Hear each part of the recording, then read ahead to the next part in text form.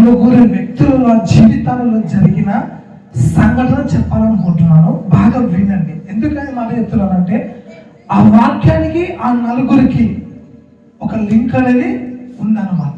అర్థమవుతుందండి? ఆ నలుగురు జీవితాలలో ఏం జరిగింది అని అంటే చెప్తాను, వినండి. నలుగురు ఫ్రెండ్స్. ఎవరండి? నలుగురు ఫ్రెండ్స్ ఉన్నారు. ఒకరికి బాగా పరిచయాలు ఉన్నాయి. ఏ విధంగా? క్లోజ్గా. అర్థమవుతుందండి? నలుగురు ఫ్రెండ్స్. ఏమైందంటే వీరి మధ్య ఉన్న సంబంధము బాగానే ఉంది. బాగానే ఉన్నప్పుడు ఒకనొక రోజున ఒక ఫ్రెండ్ ఏం చేశాడంటే యేసు ప్రభు నమ్ముకొని, ఒరే ఇంకా మీదట నుంచి నేను మీతో కలవను, మీతో సరిగా రాను, చెయ్యను అని చెప్పేసి ఒక మాట చెప్పాడంట. అర్థమవుతుందండి? ఆ మాట చెప్పినప్పుడు ఆ వ్యక్తులు ముగ్గురు ఏం చేస్తారో తెలుసా? ఏమైందిరా, ఏమైంది, ఎందుకు నాతో కలవనంటున్నావు, ఏమైంది నీకు, ఏమైనా ఇంట్లో ప్రాబ్లమ్స్ ఉన్నాయా, లేకపోతే అప్పులు ఏమైనా చేసావా, లేకపోతే ఇబ్బందులు ఏమైనా నీకు పెళ్లి కానీ ఏమైనా కానీ చేస్తున్నారా అని చెప్పేసి నానా విధాలుగా అడుగుతున్నారంట. అడుగుతున్నప్పుడు ఆ వ్యక్తి ఏం చెప్పలేదంట. చెప్పకుండా సరేనా ఇంకా మీకి నాకి ఇడితో కడ అని చెప్పేసి తన ఇంటికి తను వెళ్ళిపోయాడంట. ఆ ముగ్గురికి అర్థం కాకుంది. హల్లెలూయా. ఆ ముగ్గురికి అర్థం కాకుంది. ఏంది, ఇన్నాళ్ళ నుంచి మాతో పాటు ఉన్నాడు కదా, ఇన్నాళ్ళ నుంచి మాతో పాటు తిరిగాడు కదా, వ్యసనాలకు అలవాటు పడ్డాడు కదా, తాగాము, తిరిగాము, ఎంజాయ్ చేశాము, ఇంత చేసిన సడన్గా వీడు ఎందుకు ఇలా తయారైనాడు? అర్థమవుతుందండి? సడన్గా ఎందుకు వీడు ఈ విధంగా తయారై మమ్మల్ని వదిలేసిపోయాడు అని చెప్పేసి ఆ ముగ్గురు ఆలోచన చేసి ఏం చేశారంటే, వాడు ఏం యాడికి పోతున్నాడు, ఏం చేస్తున్నాడు అని చెప్పేసి ముగ్గురం గమనిద్దాం రా అని చెప్పేసి ముగ్గురు ప్లాన్ వేసుకున్నారు. సర్లే అని చెప్పేసి ఆ ముగ్గురు ఏం చేశారంటే ఆయన ఎక్కడెక్కడికి వెళ్తున్నాడు, ఏమేం పని చేస్తున్నాడు, ఎందుకు వాళ్ళతో కలుస్తలేదు అని చెప్పేసి అర్థం చేసుకోనికే ఆయన వెంట పడ్డారు. అర్థమవుతుందండి? ఆయన ఎక్కడికి వెళ్తే అక్కడికి వెళ్ళడం, ఏం చేస్తారో చూడడం అంటే అలానే వెళ్తున్నప్పుడు ఆ వ్యక్తి ఏం చేశాడంటే మందిరం లోపలికి వెళ్ళాడు. ఎక్కడికి? మందిరం లోపలికి వెళ్ళాడు. మందిరం లోపలికి వెళ్ళి ఆ వ్యక్తి దేవుని యొక్క మోకాళ్ళ మీద పడి ఏడుస్తూ, దేవా నేను తప్పు చేస్తానని క్షమించు, ఇప్పటి నుంచి నేను బిడ్డగా ఉంటా అని చెప్పేసి ప్రార్థన చేసుకొని, మోకరించి ప్రార్థన చేసుకొని ఆ విధంగా చేస్తున్నప్పుడు ఆ ముగ్గురు ఫ్రెండ్స్ చూశారు. చూసి తర్వాతకి ఏమైందంటే బయటికి వెళ్ళిపోయారు. వెళ్ళిపోయిన తర్వాత ఆయన బయటికి వచ్చారు. బయటకు వచ్చిన తర్వాత నువ్వు చెప్పాలి కదరా నేను యేసు ప్రభుని నమ్ముకున్నానని, మేము ఏమన్నా అంటుంటే వెళ్ళింది, ఏమనుకుంటే కదా సర్లేని వదిలేస్తుంటే, అంతేగాని అంతకు మించి ఏం చేయకుంటే కదా అని చెప్పేసి అన్నప్పుడు ఆ వ్యక్తి వాళ్ళతో అన్నాడంట. ఏమన్నాడో తెలుసా? నేను మీకు చెప్తే మీరు ఇంత దూరం వచ్చే వాళ్ళు అసలుకు కాదు. హల్లెలూయా. అర్థమవుతుందండి? నేను మీకు చెప్తే మీరు ఇంత దూరం వచ్చే వాళ్ళు అసలుకు కాదు. నేను చెప్పినప్పుడు మీరు నన్ను ఎగతాళి చేసేవారు. ఏం దేవుడు ఆ దేవుడు, ఎవరు కొలవమన్నారు నిన్ను అని చెప్పేసి నన్ను ఎగతాళి చేసేవారు. కానీ ఇప్పుడు స్వయంగా మీరు రుచి చూశారు కదా, మీకు ఆ మాటలు రావు, నన్ను ఎగతాళి చేసిన అవసరము లేదు అని చెప్పేసి ఆ వ్యక్తి అన్నప్పుడు వాళ్ళ ముగ్గురు ఫ్రెండ్స్ ఉన్నారు కదా, ఇప్పటి నుంచి కూడా మేము కూడా ఈ దేవుణ్ణి నమ్ముతాము అని చెప్పేసి ఆడికి బాగానే ఉంది. ఆడికి నలుగురు ఫ్రెండ్స్ 4 విధాలుగా దేవుని యొద్ద రోజు వచ్చి ప్రార్థన చేసుకొని వెళ్ళిపోయేవాళ్ళు. అర్థమవుతుందండి? అయితే కొన్ని దినాలకి, ఎన్ని దినాలకి, 1 సంవత్సరమో లేక 2 సంవత్సరాలు అట్లా అయినా ఆ సమయంలో గడియలోనే ఏం జరిగిందంటే ఆ 4 ఫ్రెండ్స్లో బాగా వినండి, 2 ఫ్రెండ్స్ దూరం అయిపోయారు. అర్థమవుతుందండి? అంటే మాటలు లేవన్నమాట. ఇక్కడ 2 ఫ్రెండ్స్ ఉన్నారు, ఇక్కడ 2 ఫ్రెండ్స్ ఉన్నారు, ఇక్కడ డివైడ్ అయిపోయినారు పార్టీలు. అర్థమవుతుందండి? వాళ్ళంటే వీళ్ళకి పడతలేదు, వీళ్ళంటే వీళ్ళకి పడతలేదు. అర్థమవుతుందండి?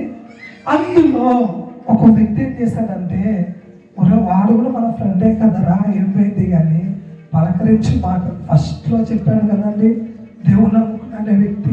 ఆ వ్యక్తి ఏం చేశారంటే, ఏం కాదులే మన ఫ్రెండ్సే కదా, అలాంటి పట్టింపులు పట్టించుకోకూడదు అని చెప్పేసి. ఏ వ్యక్తి అంటే పక్కనున్న ఫ్రెండ్ ఏమంటాడో తెలుసా, అరే వాళ్ళకే అంత ఉన్నప్పుడు మనకెంత ఉండాలరా, ఏమంట వాళ్ళకే అంత ఉన్నప్పుడు మనకెంత ఉండాలరా అనే ఆడికి కొంచెం జరిగిన అనంతరం ఈ వ్యక్తి ఉన్నాడు కదా, ఈ ముగ్గురి కంటే ఈ వ్యక్తి హెచ్చించబడుతున్నాడు. అర్థమవుతుందండి? ఈ ముగ్గురు దేవుని నమ్ముకున్నారు, దేవుళ్ళని ఉన్నారు. అయితే ఈ ముగ్గురు కంటే ఈ వ్యక్తి హెచ్చించబడుతున్నాడు. అతడు పట్టి నెలలో బంగారం అయిపోతుంది. అర్థమవుతుందండి? అతడు ఏది వ్యాపారం చేసినా దాంట్లో సక్సెస్ అనేది వస్తుంది. అతడు ఏమి చేసినా, ఏ పని చేసినా డబ్బులు బాగానే మిగులుతున్నాయి. ఆస్తి కొనుక్కున్నాడు, నానా విధమైన కొన్ని ఆస్తిపాస్తులు సంపాదించాడు. ఆ విధంగా ఆ వ్యక్తి ఆశీర్వదింపబడుతున్నాడు. అర్థమవుతుందండి? ఆ వ్యక్తి ఆశీర్వదింపబడుతున్నాడు. వాడికి బాగానే ఉంది కదా. అయితే ఈ ముగ్గురు ఫ్రెండ్స్ ఉన్నారు కదా, ఎవరు ఫ్రెండ్స్? ఎవరు కాదండి ఫ్రెండ్స్, ముగ్గురు ఫ్రెండ్స్ ఉన్నారు కదా. ఏం చేస్తారంటే, ఎదురవాడు మనతో పాటే ఉన్నాడు కదా, మనతో పాటే తిరిగాడు కదా, మనతో పాటే వాడు ఎప్పుడైతే దేవుని నమ్ముకున్నాం మనతో పాటే మనం కూడా దేవుని నమ్ముకున్నాం కదా. అర్థమవుతుందండి? ఏం కలుగుతుందంట? ఏం కలుగుతుంది? అర్థమవుతుందా? అయితే ఈ ముగ్గురు ఏం చేస్తారో తెలుసా, దేవుని మందిరం దగ్గరకు వచ్చారు. దేవుని మందిరం దగ్గరికి వచ్చి ఏం చెప్తున్నాడో తీయండి. కీర్తనల గ్రంథము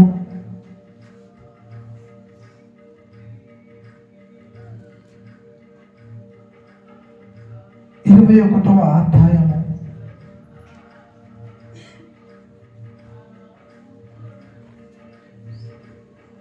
2వ వచనం.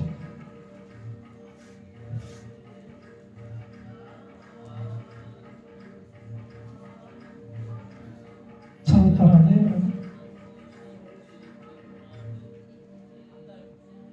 21వ అధ్యాయము 2వ వచనం. అతని మనోభిష్టము నీవు సఫలము చేయుచున్నావు. బాగా వినండి, అతని పెదవులలో నుండి వచ్చిన ప్రార్థనను నీవు మానక అంగీకరించుచున్నావు. బాగా వినండి, శ్రేయస్కరమైన, ఏ విధమైన అంటే శ్రేష్టమైన. అర్థమవుతుందా? శ్రేయస్కరమైన అంటే శ్రేష్టమైన ఆశీర్వాదాలతో నీవు అతనిని ఎదుర్కొనుచున్నావు. అతని తల మీద అపరంజి కిరీటమును నీవు ఉంచి ఉన్నావు. బాగా వినండి, ఆయుష్ని ఇమ్మని అతను నిన్ను అడగగా నీవు దానిని అతనికి అనుగ్రహించి ఉన్నావు. సదాకాలము నిలుచు దీర్ఘాయువును నీవు దయచేసి ఉన్నావు. నీ రక్షణ వలన అతనికి గొప్ప మహిమ కలుగును. హల్లెలూయా, హల్లెలూయా. అర్థమవుతుందండి? ఇక్కడ మీకు ఉదాహరణ చెప్తున్నాను, బాగా వినండి. ఇక్కడ ఏం చెప్తున్నానంటే, అయ్యా యేసయ్యా, దేవా, నువ్వు అతని పెదవుల మీద ఉన్న ప్రతి ప్రార్థన, వచ్చే ప్రతి ప్రార్థనను మానక అంగీకరిస్తున్నావు కదా. ఆ ఫ్రెండ్స్ అడిగే మాట చెప్తున్నావు, ఇది బాగా వినండి.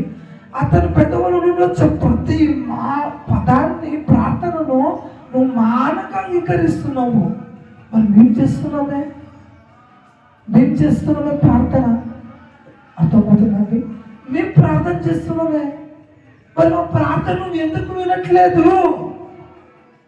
మరి మా ప్రార్థన నువ్వు ఎందుకు అంగీకరిస్తలేవు? మీ ప్రార్థన ఏమైనా తక్కువ చేస్తున్నామా అంటే, గంటలు ప్రార్థన చేస్తున్నాం. అర్థమవుతుందండి? తప్పుగా అనుకోకండి, మీకు ఏం చెప్తాను, ఇంకా వివరణంగా చెప్తాను.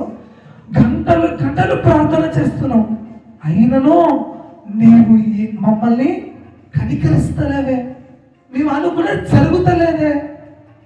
అర్థమవుతుందా? అతని ముందు పెట్టి దేవుని అడుగుతున్నారు వీళ్ళు. నువ్వు అడుగుతున్నావా అలాగే ఎవరినైనా నువ్వు ముందు పెట్టి దేవుని అతన్ని దీవించావే, మరి నేనే తప్పు చేశాను, నన్ను దీవించకుండా ఉండడానికి కారణం ఏంటి? అతను దీవించావు కదా, ఆమె నువ్వు దీవించావు కదా, మరి నేనేం చేశానో నన్ను దీవిస్తలేవు అని అడుగుతున్నావా దేవుని ఏమైనా? హల్లెలూయా, హల్లెలూయా, బోలో యేసు మహారాజుకే. అడుగుతున్నావా ఏమైనా ఆ విధంగా? ఆ స్నేహితులు ఏం చేశారంటే ఆ విధంగా అడుగుతున్నారు. అతన్ని ముందర పెట్టారు, తన స్నేహితుని ముందర పెట్టారు, దేవుని ముందర పెట్టి, దేవా ఇతను దీవిస్తున్నావు, ఇతను పట్టుకున్నదలా బంగారం అయిపోతుంది, ఇతను చేసిన పని దాని మొత్తంలో సఫలమవుతున్నాడు. అతను ఏది చేసినా, అతను ఏది మాట్లాడినా, అతను ఏది చూసినా అది ప్రతిదీ అతనికి దక్కుతుంది. అర్థమవుతుందండి? అతనికి దక్కుతుంది. మరి మేమేం తప్పు చేస్తాం? అతను నమ్మినప్పుడే కదా నేను కూడా మిమ్మల్ని నమ్మేమో. అర్థమవుతుందా? అతను నిన్ను నమ్మినప్పుడే కదా మేము కూడా నమ్మాము. అతను చేసేది ప్రతిదీ మేము చేస్తున్నాం కదా. సేవకుని పిలిపిస్తున్నాము, సేవకునికి కాணிకలు ఇస్తున్నాము, సేవకుని నెలకి పిలిపించుకొని ఇంకా ప్రార్థన పెట్టించుకుంటున్నాము. అయినను అతనికి ప్రతిదీ సఫలము చేస్తున్నాము. మరి మాకెందుకు చేస్తానేమో, మరి మేమేం తప్పు చేస్తామని మాకు ఏది జరుగుతలేదు అని చెప్పేసి ఈ విధంగా అడుగుతున్నాము. మరి నువ్వు నేనేమని అడుగుతున్నావు ఆ విధంగా?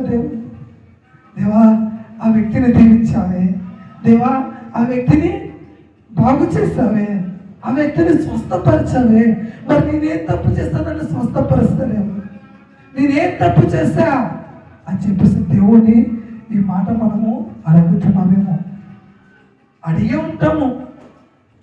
అర్థమవుతుందండి? అడిగే ఉంటాము.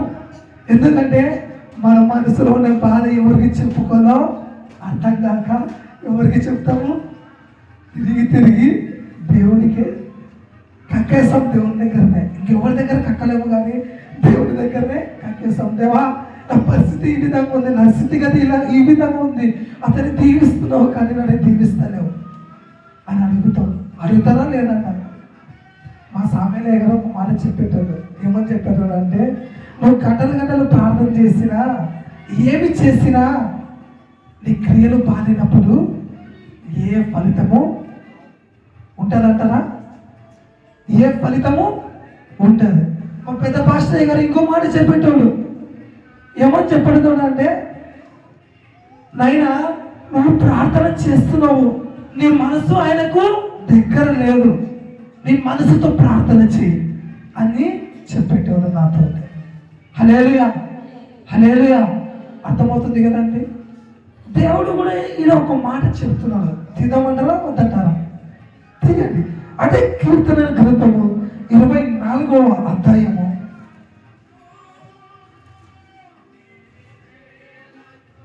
4వ వచనం బాగా వినండి, ఎందుకంటే ఇది శ్రేష్టమైనది కనుక చెప్తున్నాను. చదవండి. వ్యర్థమైన దాని యందు మనసు పెట్టకయు కపటముగా ప్రమాణము చేయకయు నిర్దోషమైన చేతులను శుద్ధమైన హృదయమును కలిగి ఉండు వాడు యెహోవా వలన ఆశీర్వాదము నందును. హల్లెలూయా, హల్లెలూయా. మీ అందరూ ఆశీర్వాదం నందును గాక. ఎప్పుడు ఏ విధంగా ఉండాలంట? ఫస్ట్ నుంచి 4 పాయింట్లు మీకు చెప్తా. ఈ వాక్యంలో నేను 4 పాయింట్లు చెప్తాను. ఏంటి ఆ పాయింట్లు అంటే, ఫస్ట్ ఏముంది? వ్యర్థమైన దాని యందు మనసు పెట్టక దేని యందు మనసు పెడుతున్నాం? దేని యందు మనసు పెడుతున్నాం? ఒకడేమో డబ్బు పైన, ఇంకోడేమో లవర్ పైన. తప్పుగా అనుకోకండి, ఉన్న వాసన చెప్తున్నాను. ఇంకోడేమో వస్తువుల పైన, ఇంకోడేమో మనుషుల పైన, ఇంకోడేమో మనుషుల పైన. దేనిపైన మనసు పెడుతున్నావు? ఏది నీ మనసు పెట్టడం? వ్యర్థమైన దాని మీద అని మనసు పెట్టడం. ఒక అనారోగ్యం వచ్చిందంటే చాలు, వచ్చి ప్రార్థన చేసుకుని దేవదేవుని దగ్గర ప్రార్థన చేయించుకుందాం అనేది లేదు. కానీ ఎక్కడికి వెళ్తామో తెలుసా? మనసు ఎక్కడ కూర్చుంటుందో తెలుసా? సరాసరి ఎవరో చెప్పారు సుబ్బమ్మ, ఎవరో చెప్పారు వెంకటమ్మ, అవునంటారా కాదంటారా? చెప్పిన దారిని బట్టి అక్కడికి వెళ్తాము. అక్కడికి వెళ్తే కార్యం జరుగుతుందా అంటే జరగదు. స్వస్థత కలుగుతుందా అంటే కలగదు. ఏమైనా మేలు కలిగిందా అంటే లేదు. మరి నీ మనసు వ్యర్థమైన దాని మీద పెట్టినట్లా పెట్టినట్లే కదా. మరి నువ్వు దేని మీద మనసు పెడుతున్నావు? నీకు ప్రయోజనకరమైనది ఏది? నీకు లాభం కలిగించేది ఏది? నిన్ను పరలోక రాజ్యానికి చేర్చేది ఏది? నిన్ను సరాసరిగా నువ్వు పైకి వెళ్ళాలంటే, పరలోక రాజ్యానికి వెళ్ళాలంటే నిన్ను ఏమి దాని గురించి నువ్వు ఆలోచన చేస్తే, దాని గురించి నువ్వు నీ మనసు పెడితే నువ్వు వెళ్తావో ఒక్కసారైనా ఆలోచించావా? ఒక్కసారైనా నీ మనసుకు తట్టిందా? అయ్యో ఇది తప్పు కదా, అయ్యో ఇది వ్యర్థమైన దాని ఉందని మనసు పెడుతున్నాను కదా అని చెప్పేసి ఒక్కసారైనా ఆలోచన చేసావా? హల్లెలూయా, హల్లెలూయా. అర్థమవుతుంది కదండి. వ్యర్థమైన దాని గురించి ఆలోచన చేస్తున్నావు, అది నీకు ప్రయోజనకరం కాదు. కానీ దాని కొరకు నువ్వు ప్రాకులాడుతున్నావు. అర్థమవుతుంది కదండి. దానిది నీకు ప్రయోజనం ఉండదు, దానిలో నీకు లాభం ఏమి ఉండదు, దానిలో నీకు ఏమి కలగదు. కానీ దాని గురించే నువ్వు నీ మనసును పెడుతున్నావు, దాని గురించే నువ్వు ఆలోచన చేస్తున్నావు. అవునంటారా కాదంటారు? చాలా మంది ఆ విధంగానే.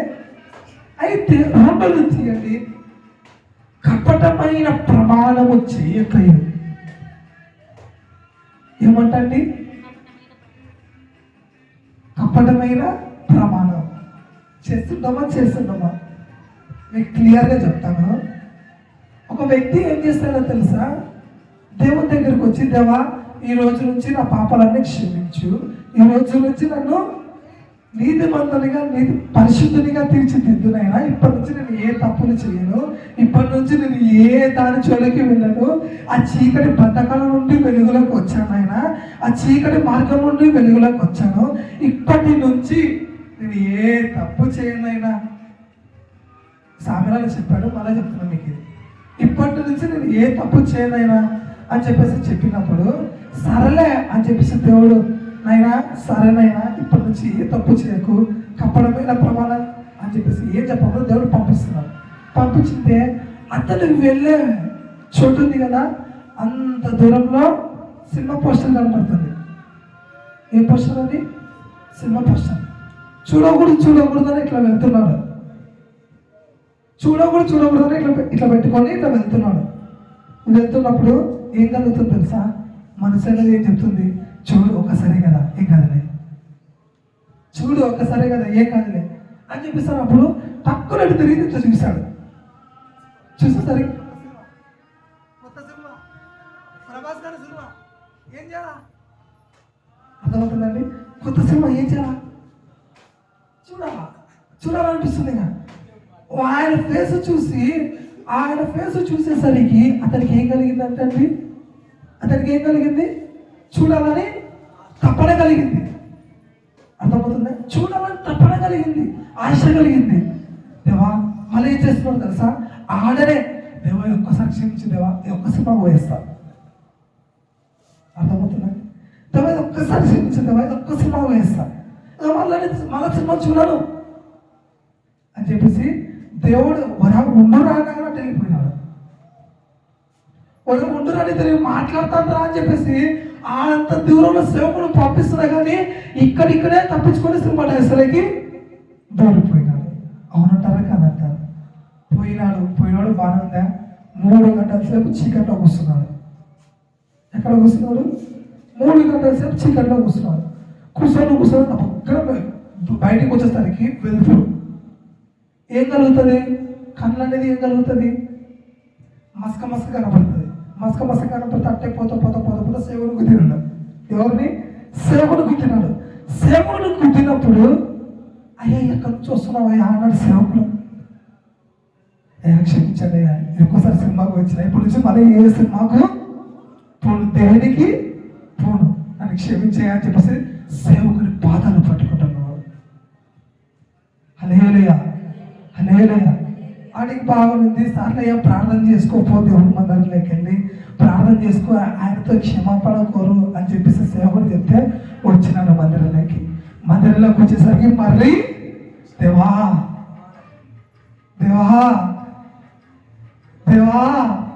నీ మిద్దొట్టు ఇప్పటి నుంచి ఏ పాపము చెయ్యను, దేనికి వెళ్ళను, ఏ సినిమాకు వెళ్ళను. హల్లెలూయా ఉన్నది కదండి ఇక్కడనే. మనం కూడా అలాగే చేసినామంటారా? ఏమో చెప్పలేము కానీ దేవునికి తెలుసు, మీకు తెలుసు. హల్లెలూయా. వాళ్ళ ప్రమాణం మొదలు పెట్టాడు. ఆడికి బాగుందా అంటే లేదు. మరలో ఏం కలిగిందో తెలుసా? డబ్బాష కలిగింది. అలా చేసే పని కదా ఒక వ్యక్తి వచ్చి అయ్యా దీని మీద నువ్వు సంతకం పెడితే ఇంత డబ్బు నీకు ఇస్తా అనేసరికి ఏం కలిగింది? ఆశ కలిగింది. డబ్బు కదా, ఆశ కలిగేసరికి ఏం చేశాడు? సంతకం పెట్టాడు, అది తీసుకున్నాడు, జోలో పెట్టుకుని మన మందిరం కాడికి వచ్చాడు. చెప్పడం అలవాటు, అది మాత్రం మర్చిపోరు. అర్థమవుతుందండి? అది మాత్రం మర్చిపోరు. ఎవరైనా సరే తప్పు చేస్తాడు కానీ మరి అది దేవుడికి చెప్తారే, అది మాత్రం ఎవరు మర్చిపోరు. అది అసలు మర్చిపోలేరు. ఎందుకంటే తప్పు చేసే కదా, ఆయన కూడా తెలుసు నేను తప్పు చేశానని, కానీ మళ్ళీ యాడ నన్ను శిక్షిస్తాడు అని చెప్పేసి ఒక భయం. మరి ఆయన దగ్గరకు వస్తారు, వచ్చి దేవాన్ని తప్పు చేశాడని మన్నించి ఇప్పటి నుంచి మళ్ళీ తప్పు చేయాలి. ప్రమాణం ఏమంటారు? ఈ ప్రమాణాన్ని ఏమంటారని? కపటమైన ప్రమాణం. ఆ విధంగా నువ్వు చేస్తున్నావా? నువ్వైనా నేనైనా ఆ విధంగా చేస్తున్నావా? దేవుని యొక్క చేసే తప్పులు చేస్తూ తిరిగే చోట తిరుగుతూ అయ్యా నేను తప్పు చేస్తా, నన్ను మన్నించు, నన్ను క్షమించు, ఇదొక్కసారే మళ్ళా ఈ తప్పు రిపీట్ చెయ్యను అని చెప్పేసి దేవుడికి ప్రమాణం చేస్తున్నావు. నీ హృదయాన్ని బలిగా ఇస్తా అని చెప్పేసి దేవుడికి ప్రమాణం చేస్తున్నావు. నీ సేవలో ఉంటా అని చెప్పేసి దేవుడికి ప్రమాణం చేస్తున్నావు. నేను పరిచర్యలో వెళ్తా అని చెప్పేసి దేవుడికి ప్రమాణం చేస్తున్నావు. మరి ఏమైంది? నీ ప్రమాణాన్ని మర్చిపోయావా? అంటే మర్చిపోయేటోడికి అస్సలుగే కాదు, గుర్తుంటుంది. ఆ వ్యక్తి కూడా గుర్తుంది. ఆ విధంగానే మర్చిపోయినట్టరా?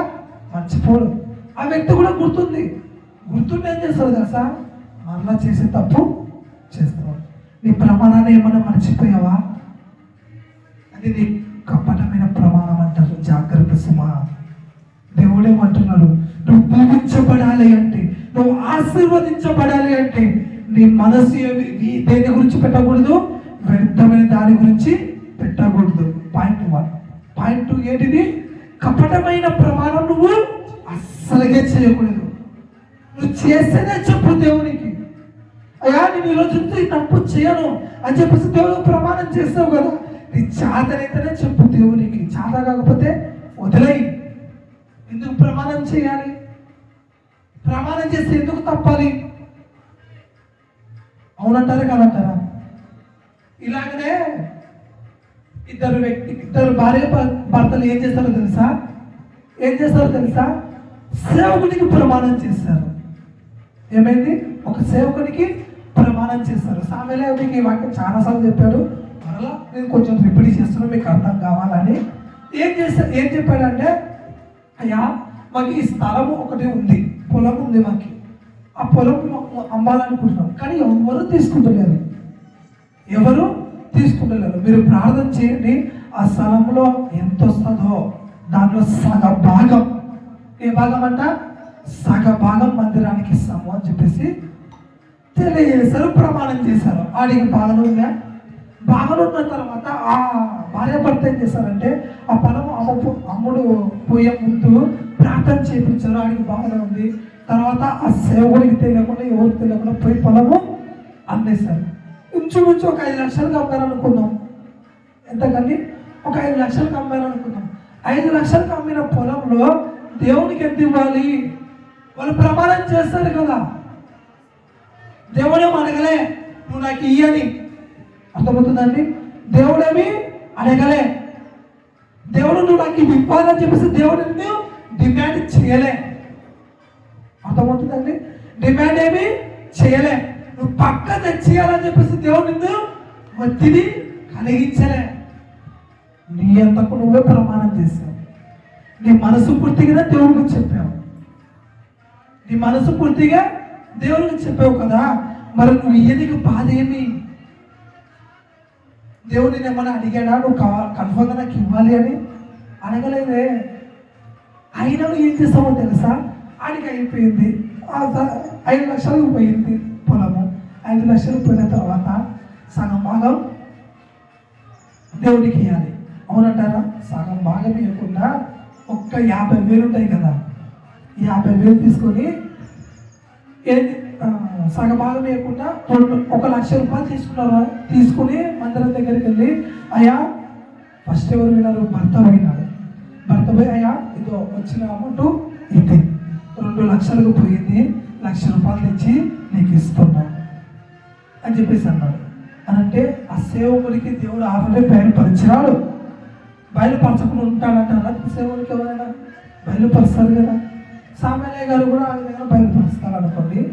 మీరు ఏమైనా కానీ చేసినారా కానీ, ఏమైనా తప్పులు చేసినా కానీ ఒక్కసారి నీ మనసు పూర్తిగా ఒక్కసారి ఆలోచించి ఏం చేయాలో తెలుసా? అయ్యో నేను ఇది చేసేది దేవుడు ఆల్రెడీ సామాన్య గారి కానీ సేవకులకు కానీ బయలుపరిచింటాడు కదా, మరి నేను ఎందుకు తప్పు చెప్పాలా? ఉన్నది చెప్తే అయిపోతుంది కదా అని ఒక్కసారి నువ్వు ఆలోచన చేయి. బాగుంటుంది నీ జీవితము, నీ పిల్లల జీవితము, నీ భర్త జీవితం, అందరి జీవితము బాగుంటుంది. ఒక్కసారి కానీ నువ్వు ఆలోచన చేయకపోతే జీవితం ఏమైపోతుందో, ఏ దారిలో వెళ్ళిపోతుందో అర్థం కాదు. అలాగే మీరు కూడా ఏం అర్థం కాదు. ఏమైనా తెలుసా? సరే అని చెప్పేసి ఆ భర్త పోయి డబ్బులు ఇచ్చినాడు. ఆడికి సేవకుడు అడుగుతున్నాడు, ఇంతకే పొలం అమ్మినావా అని. అప్పుడైనా 3-4 సార్లు అడిగాడండి.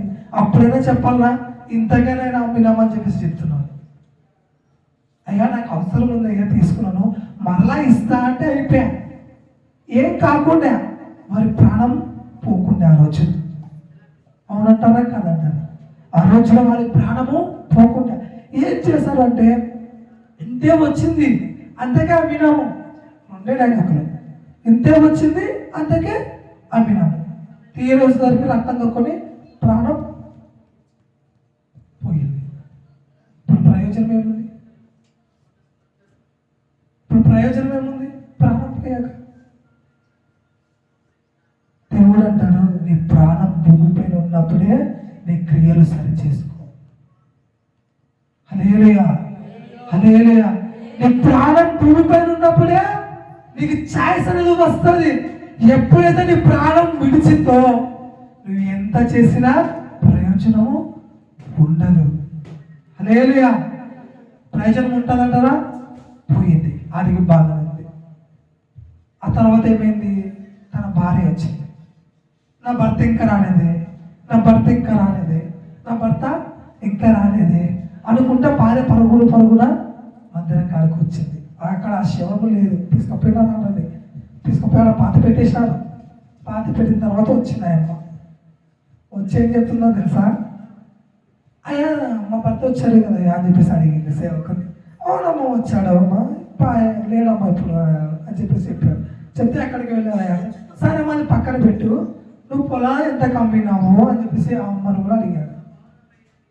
ఆటికి ఆ సేవకుడు ఆ మాట అడిగినప్పుడైనా కొంచెం తెలివి అనేది ఉపయోగిస్తే సరిపోతున్నాయి. ఆమె ప్రాణం అన్నా వెలుగుతుంది.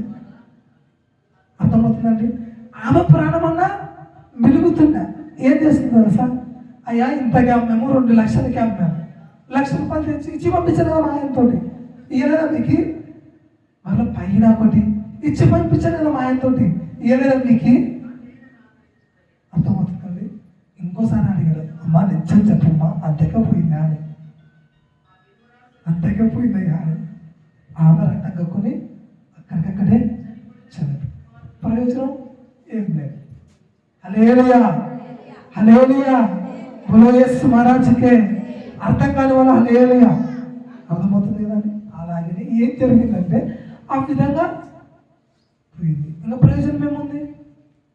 ఏమీ లేదు. అవునంటారా కాదంటారా? ఆ విధంగా మనము కూడా కపటమైన ప్రమాణము చేయమని దేవుడు ఏమి నిన్నే అడగలే. నువ్వు ప్రమాణం చేస్తేనే నువ్వు మందిరానికి రా అని చెప్పేసి దేవుడు నీకు చెప్పలేడు. నీకు చెప్పలేడు, నాకు చెప్పలేడు, ఎవరికి చెప్పలేడు. నీ అంతకు నువ్వే, నా అంతకు నేను ప్రమాణం చేస్తున్నావు. మరి నువ్వు మనమే ప్రమాణం చేసి మనమే దేవునిపై నింద వేస్తే మనకి ఏం కలుగుతుంది? నాశనం తప్ప. అవునంటారా కాదంటారా? ఏం కలుగుతుంది? మనం నాశనం అయిపోయే తప్ప దేవుడే మనకి ఏమీ చెప్పలేడు కదండి. హల్లెలూయా, చెప్పలేడు కదండి. నీ వద్దగా నువ్వే ప్రమాణం చేస్తూ కపటమైన ప్రమాణాలు చేస్తూ దేవుడితో ఇంకా నువ్వు ఆడుకుంటున్నావు తెలుసా? దేవుడితో మనం ఇంకా ఆడుకుంటున్నాము. ఏ విధంగా? అయ్యా ప్రమాణం చేసి ఒకసారి ప్రమాణం చేస్తావు, ఆడి దేవుడు క్షమించాడు. 2 సార్లు ప్రమాణం చేస్తావు, మాట తప్పావు, ప్రేమించాడు. మూడోసారి ప్రమాణం చేస్తావు, మాట తప్పావు, క్షమించాడు. ఇన్నిసార్లు క్షమిస్తూ వచ్చి ఇంకా లాస్ట్కి ఆయనకు కూడా ఏం కలుగుతుంది? సహనం అనేది పోతుంది.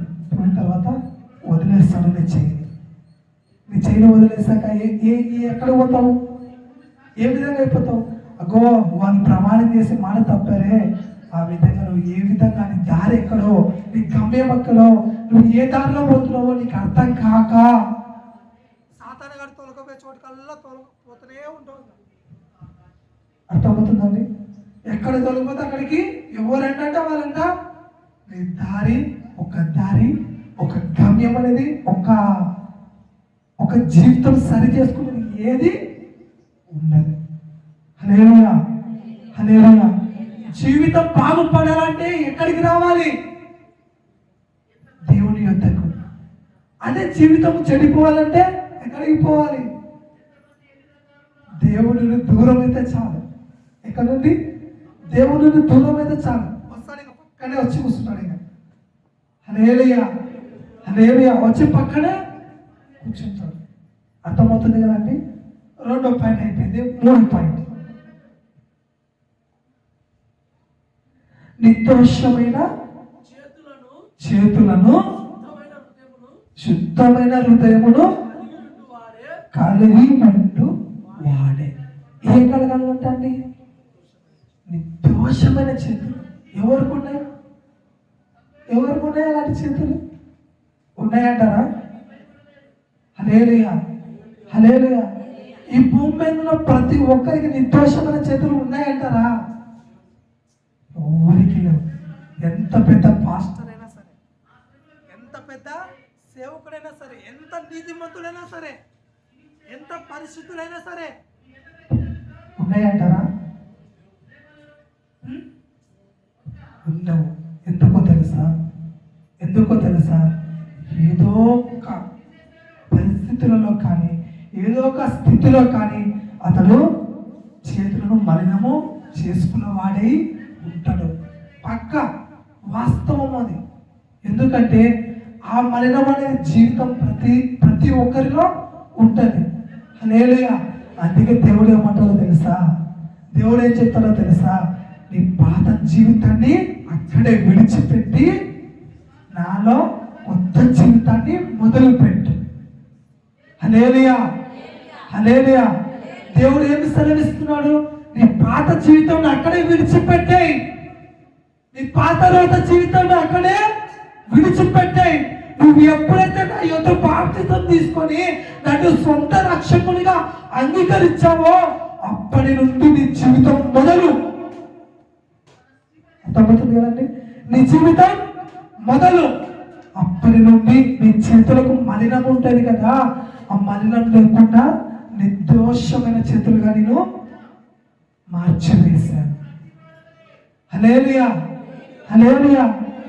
ఆలోచన చేయండి. బాప్తిసం తీసుకున్నారా ప్రతి ఒక్కరు? హల్లెలూయా. పరార్థం తీసుకున్నారా? పోయిన వారం ఇలా జరిగింది. పరార్థం తీసుకున్నారా? అప్పుడు కూడా సామెల గారు ఒక మాట చెప్తారు. ఏమని చెప్తారు సార్? ప్రతి ఏది జరిగినా నీకు ఏ అలవాట్లు ఉన్నా, ఏది చేసినా కానీ దీన్ని నువ్వు ముట్టుకోవద్దు. ఎందుకంటే నీ చేతుల ద్వారా ప్రభు రక్త శరీరం మలినమవుతుంది. హల్లెలూయా, హల్లెలూయా. బోలో యేసు మహారాజుకే. ఎప్పుడైతే నీకు ఇచ్చాడో మలినమైపోయింటది. అప్పుడు ఏమైతుందో తెలుసా? ఒక రొట్టెగా ఒక ద్రాక్షరసం అంతే మిగిలిపోతుంది. అర్థమవుతుంది కదండి? ఏం కలుగుతుంది? ఒక రొట్టెగా ఒక ద్రాక్షరసముగా మిగిలిపోతుంది అంతే.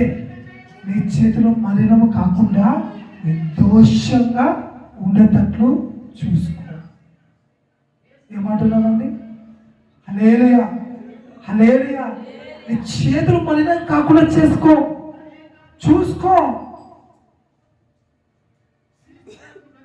ఎక్కడ చూసుకోవాలంట? మలినం కాకుండా చూసుకోవాలంట. జాగ్రత్త సుమా. మలినం కాకుండా మనం చూసుకుంటే అది చాలా అంతే. ఇంకోటి ఏంటి కదా? శుద్ధమైన హృదయం కలిగి ఉండాలి. 4వ పాయింట్ ఏంటిది? శుద్ధమైన హృదయం. ఎవరికి ఉంటుంది అంటారండి శుద్ధమైన హృదయం? ఒక వ్యక్తి నిన్ను వచ్చి వరా అని చెప్పేసి నీ చొక్క పట్టుకునేసరికి నీకేం కలుగుతుంది? ఒక వ్యక్తి వచ్చి వరా అని చెప్పేసి నీ కాలర్ పట్టుకునేసరికి నీకేం కలుగుతుంది? కోపం వస్తుంది. అప్పుడు మా సామెల గారు అంటే కోపపడాలి కానీ ఏం చేస్తాడంటే, ఏమైంది నా కళ వచ్చి పట్టుకున్నాను. సామెల గారు లాంటి గురించి చెప్తున్నాను. ఏమైందనా వచ్చి నా కాళ్ళు పట్టుకున్నావు. శుద్ధమైన హృదయం ఏ విధంగా ఉండదో మీకు వివరణగా చెప్తున్నా. ఏమైందనా వచ్చి నా కాళ్ళు పట్టుకున్నావు. ఏమైంది? మాట్లాడదాం. మాట్లాడదాము. ఏమైందమ్మా? వచ్చి నా కాళ్ళు పట్టుకున్నావు. ఏమైంది? మాట్లాడదాం అని చెప్పేసి అంటారు. సేవకుడు లాంటి వాళ్ళు ఆ విధంగా అంటారు. అయితే మనమేమంటామో తెలుసా? అర్థమవుతుందండి? మనమేమంటామో తెలుసా? పోయి కాళ్ళు పట్టుకునేసరికి ఎవర్రా నువ్వు నా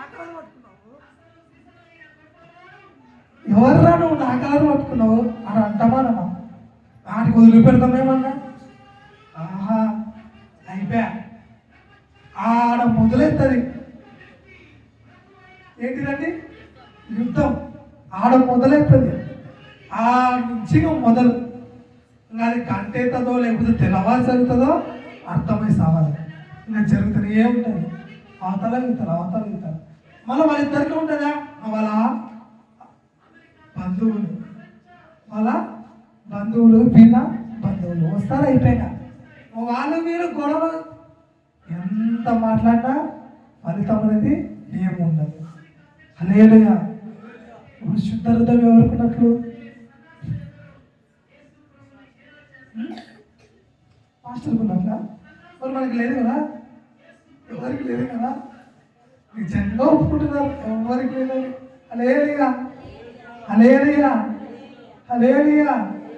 బోలో యేసు మహారాజుకే. నిజంగా ఒప్పుకుంటున్నారు ఎవరికి లేదని.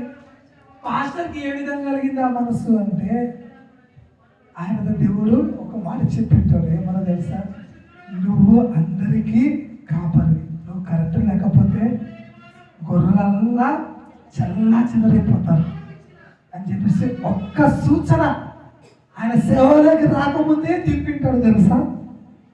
హల్లెలూయా, హల్లెలూయా. ఆడ మొదలైంటది ఆయనకు యుద్ధం, ఆయనకు యుద్ధం ఆడ మొదలైంటది తెలుసా. మనకి ఈయన మొదలైన పెద్ద గొప్ప కాదు, అతను మారినాక నుంచి ఆడ మొదలైంటది. ఏ విధంగా నేను నా స్థితిని మార్చుకోవాలి, ఏ విధంగా నేను కరెక్ట్ ఉండాలి, ఏ విధంగా నేను ఇంకా పరిశుద్ధతలో ఉండాలి, శుద్ధంగా ఉండాలి. ఇప్పుడు నేను ఇంతమందికి బోధిస్తున్నాను కదా, ఇంతమందికి నేను కాపరిగా ఉన్నాను కదా, నన్ను చూస్తే కదా వారు నేర్చుకునేది అని చేస్తే ఆఖరి నుంచి మొదలు ఆయన యుద్ధం. అవునంటారా కాదంటారా? మనం పడే యుద్ధం ఒకరోజు ఉంటుంది అంతే, లేకపోతే ఒక 5 గంటలు ఉంటుంది అంతే, లేకపోతే ఒక 2 గంటలు ఉంటుంది. మధ్యలో పోలీసులు వచ్చినారంటే అయిపోయారు యుద్ధం, ఎక్కడెక్కడి బంద్. అవునంటారా కాదంటారా? మరి ఆయన యుద్ధం, ఆయన యుద్ధం జీవితాంతం. హల్లెలూయా, హల్లెలూయా. ఒక సేవకుని యుద్ధం జీవితాంతం ఉంటుంది.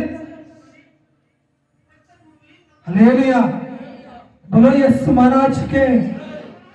4వది ఏంటండి? శుద్ధ హృదయం. అప్పటి నుంచి ఆ సేవకుడు శుద్ధునిగా పరిశుద్ధునిగా ఎలా ఉండాలి, ఏ విధంగా ఉండాలి అని చెప్పేసి బైబిల్ ఏ విధంగా ప్రతి దానిని నెమరేస్తూ దేవుడిని అడుగుతూ, తెలియని దాన్ని దేవుడిని అడుగుతూ, దేవుడు తెలియజేస్తే దాన్ని ఇంకా ఇంకా గ్రహిస్తూ మనకు బోధిస్తూ ఉంటారు. హల్లెలూయా, హల్లెలూయా, బోలో యేసు మహారాజ్కే. మనందరం శుద్ధులై ఉండుదుము గాక. ఆమె చెప్పినట్లు కాదు, అవునంటారా కాదంటారా? ఆమె చెప్పినట్లు కాదు. ఆమె చెప్తే లాభం, దాన్ని క్రియలలో ఆచరించాలి. హల్లెలూయా, హల్లెలూయా, బోలో యేసు మహారాజ్కే. ఏమేమి చెప్పానండి మీకు? ఎన్ని పాయింట్స్ చెప్పాను? 4 పాయింట్. మొదటిది ఏంటిది? వ్యర్థమైన దాని యందు మనసు పెట్టకుండా. రెండోది కపటమైన ప్రమాణాలు చేయకుండా. మూడోది నిర్దోషమైన చేతులు కలిగి ఉన్నట్లు. 4వది శుద్ధ హృదయం కలిగి జీవించాలి. ఇప్పుడు ఏం కలుగుతుందంటే లాస్ట్ చదవండి. వాడు యెహోవా వలన ఆశీర్వాదము నొందును. హల్లెలూయా, హల్లెలూయా, హల్లెలూయా, బోలో యేసు మహారాజ్కే, బోలో యేసు మహారాజ్కే. ఏం కావాలంట? ఏం కలుగుతుందంట? ఏం కలుగుతుందంట? ఫస్ట్ లో చెప్పాను కదా, 3 స్నేహితులు దేవుని అడుగుతున్నారని. దేవుడు ఏమని చెప్తున్నాడు తెలుసా? 3 స్నేహితులకి ఈ వాక్యం చెప్తున్నాడు. ఏం చెప్తున్నాడు? ఈ వాక్యం చెప్తున్నాడు. అయ్యా, నీ స్నేహితుడు దీవించబడుతున్నాడంటే, నీ స్నేహితుడు ఏది పట్టిన బంగారం అవుతుందంటే, నీ స్నేహితుడు ఏం చేసినా దాని సఫలం అవుతున్నాడంటే కారణం ఏమనుకుంటున్నావు? అతడు వ్యర్థమైన దాని యందు మనసు పెట్టలేడు. వ్యర్థమైన ప్రమాణాలు నాతో చేసిలేడు, కపటమైన ప్రమాణాలు నాతో చేసిలేడు. తన నిర్దోషమైన చేతులు కలిగి ఉన్నాడు, శుద్ధమైన హృదయం కలిగి నాతో మాట్లాడుతున్నాడు అని చెప్పేసి దేవుడు సెలవిస్తున్నాడు. అందుకే అతన్ని ఆశీర్వదించా, అందుకే అతన్ని దీవించా. అతను ఏది చేసినా దానిలో సఫలము చేశా. అతను ఏది కలిగి ఏది నన్ను అడిగినా దానిలో నేను అతన్ని మానక, అది నా కాడ లేదనక నేను అతనికి ఇచ్చేసా. హల్లెలూయా. ఆ 3తో ఏం చెప్తున్నానంటే దేవుడు, నీ స్నేహితుడు ఈ విధంగా ఉన్నాడు కనుకే నేను అతన్ని ఆశీర్వదించా. వీరేం అడుగుతున్నారు దేవుణ్ణి? 21వ వచనంలో చెప్పాను కదా, ఏమని అడుగుతున్నారు? అతని పెదవుల నుండి వచ్చి ప్రార్థన మానకుడు అంగీకరిస్తున్నావు కదా. దేవుడు ఏమని అడుగుతున్నారు? హల్లెలూయా, హల్లెలూయా. ఇక్కడ అక్కడ మీకు అర్థమైందని నేను అనుకుంటున్నాను. ఏమైందని తెలుసా? ఇక్కడ ఈ 21వ వచనంలో ఏం చెప్తున్నారంటే, మామూలుగా అతను నువ్వు దీవిస్తున్నావు కదనైనా, అందుకే అతను ఆశీర్వదించబడుతున్నాడు. మరి నేను ఏం చేశాను అని 21వ వచనంలో ఉంది. బాగా మీరు చదివినట్లయితే తర్వాతకి 6వ వచనం వరకు చదవండి, మీకు అర్థమవుతుంది. ఇక్కడ ఈ విధంగా ఉంది. అయితే ఈ విధంగా ఉన్నప్పుడు దేవుడు వారికి చెప్పేది ఏంటిదయ్యా అంటే 24వ కీర్తన 4వ వచనంలో ఉంది. ఇది అది రెండు బాగా చదవండి, మీకు ఇంకా బాగా అర్థమవుతుంది. అయితే 5వ వచనం కూడా మీకు చూపిస్తాను, ఇంకో వచనం కూడా చూపిస్తాను. హల్లెలూయా, హల్లెలూయా. ఇది బాగానే ఉంది. దేవుడు చెప్తున్నా కానీ ఆ మట్టి పురలకు అర్థం కాలే. అర్థమవుతుందండి? దేవుడు చెప్తున్నా కానీ కొంతమంది మట్టి పురలు ఉంటాయి. తప్పు కనుక్కోకండి, ఉన్న వాసన చెప్తున్నా, ఎవరో తప్పు అయితే క్షమించారు. కొంతమందికి ఆ విధంగా ఉంటాయి. దేవుడు ఎన్నిసార్లు హెచ్చరించినా, దేవుడు ఎన్నిసార్లు చెప్పినా, దేవుడు ఎన్ని మార్లు అతన్ని హెచ్చరించిన తను చేసి తను చేస్తూనే ఉంటాడు. ఆ ఇద్దరికి అర్థమైంది. ఒక వ్యక్తి ఉన్నాడు దాంట్లో, ఆ వ్యక్తికి అర్థం కాలేదు. దేవుడు చెప్పింది అర్థం కాకుండా ఏం చేస్తున్నావు తెలుసా? సరే అని చెప్పేసి దేవుడు అడిగినాడు. దేవుని దగ్గర నుంచి సమాధానం లేదు, ఉంది కదా, ఆయనకి అర్థం కాలేదు. వాడికి బాగుంది. తర్వాత ఏం చేశాడంటే సరాసరి తన ఫ్రెండ్ దగ్గరికే వెళ్ళాడు. తన ఫ్రెండ్ దగ్గరికి వెళ్ళి, అయ్యా ఒరా, నువ్వు ఉన్నావు కదా, నువ్వు ఏది చేసినా దేవుడు సఫలపరుస్తున్నాడు, ఏది ముట్టుకున్నది నీకు బంగారం అయిపోతుంది, ఏది చేసినా ఆయన నువ్వు దీవించాడు కదా, మరి ఎందుకురా, ఈ కారణం ఏంటిరా దానికి అని చెప్పేసి అన్నప్పుడు ఆ వ్యక్తి కూడా దీవించబడుతున్నాడు కదండి, ఆ వ్యక్తి కూడా అర్థమని ఉంటుంది. ఏంటిదో తెలుసా? అదే కీర్తన గ్రంథము 19వ అధ్యాయము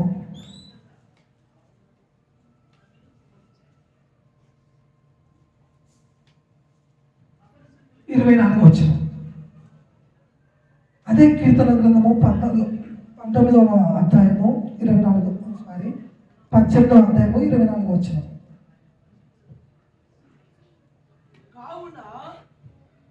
బాగా వినండి, ఆ స్నేహితుడు ఏం చెప్తున్నాడో బాగా వినండి. కావున యెహోవా నేను నిర్దోషిగా ఉండుట చూచి తన దృష్టికి కనబడిన నా చేతుల నిర్దోషత్వమును బట్టి నాకు ప్రతిఫలము ఇచ్చాడు. హల్లెలూయా, హల్లెలూయా, హల్లెలూయా. అర్థమవుతుంది కదండి? ఏం చెప్తున్నాడు ఆ స్నేహితుడు? ఆ స్నేహితుడితో అతను పోయి అడిగాడు. దేవుడు చెప్తే అర్థం చేసుకోలేదు. కొంతమంది అర్థం చేసుకోలేదు, వారి గురించి కూడా చెప్తున్నాను. అర్థం చేసుకోకపోతే ఆ వ్యక్తి దగ్గరికి వెళ్ళాడు. వెళ్ళి నువ్వు దీవించబడుతున్నావు కదా, నువ్వు ఆశీర్వదించబడుతున్నావు, నువ్వు హెచ్చించబడుతున్నావు కదా, మరి దీనికి కారణం ఏంటి అని అడిగినప్పుడు ఆ వ్యక్తి అంటున్నాడంట, ఆశీర్వదించబడుతున్న వ్యక్తి దేవుడు నన్ను నిర్దోషత్వమును బట్టి నన్ను చూసి నేను చేసిన ప్రతి దానిని బట్టి నాకు ఆయన ప్రతిఫలము ఇచ్చుచున్నాడు. హల్లెలూయా, హల్లెలూయా, హల్లెలూయా. బోలో యేసు మహారాజుకే. పక్క వాళ్ళని చూసి నువ్వు ఏం చేస్తావో తెలుసా? వారిని దీవించావు కదా, మరి నన్ను దీవించలేవు ఎందుకు? హల్లెలూయా. వారిని దీవించావు కదా, నన్ను దీవిస్తలేవు ఎందుకు? వారిని ఆ ఇల్లు ఇచ్చే వారికి మరి నాకు ఎందుకు ఇస్తలేవు ఇల్లు? అడుగుతున్నారు. వారి కొడుకు పెళ్ళి, నా కొడుకు పెళ్ళి కాదు ఎందుకు? వాళ్ళ కొడుకు మారాడు, నా కొడుకు మారలేందుకు? ఏది చెప్పినా దేవునికి ఎవరినో ఒకరిని ముందు తెచ్చి పెట్టి చెప్తున్నాం. తగునా ఇది? హల్లెలూయా, హల్లెలూయా. ఏది తెచ్చి పెట్టినా ఎవరో ఒకరిని వారికి బాగు చేస్తావు, నాకు బాగు చేయలేదు, వారికి అది చేస్తావు, నాకు ఏం చేయలేదు. వారికి అది జరగడానికి కారణం ఏంటిదో తెలుసా? వారు దీవించబడుతున్నారు, వారు వ్యర్థమైన దాని యందు మనసు పెడతలేరు. మరి నువ్వేదో పెడుతున్నావేమో, అందుకే నీకు కార్యం జరుగుతలేదు, నువ్వు దీవించబడలేకపోతున్నావు. అది అర్థం చేసుకొని నీ జీవితాన్ని కొనసాగించు ఈ రోజు నుంచి. హల్లెలూయా, హల్లెలూయా. నువ్వు వ్యర్థమైన దాని యందు మనసు పెట్టవద్దు. కపటమైన ప్రమాణాలు నువ్వు చేయవద్దు. నిర్దోషమైన చేతులు నీకు కలిగి ఉండాలి. శుద్ధ హృదయంతో నువ్వు ఆయనను ఆరాధించాలి. హల్లెలూయా. అప్పుడు ఆయన నిన్ను దీవిస్తాడు. ఈ లోకానుసారంగా దీవిస్తాడు. నువ్వు వెళ్ళే ప్రతి చోట దీవిస్తాడు. పరలోక రాజ్యానికి నిన్ను అరుణురాలిగా చేస్తాడు. హల్లెలూయా, హల్లెలూయా. మోకరించండి, తీర్మానం చేయొచ్చు.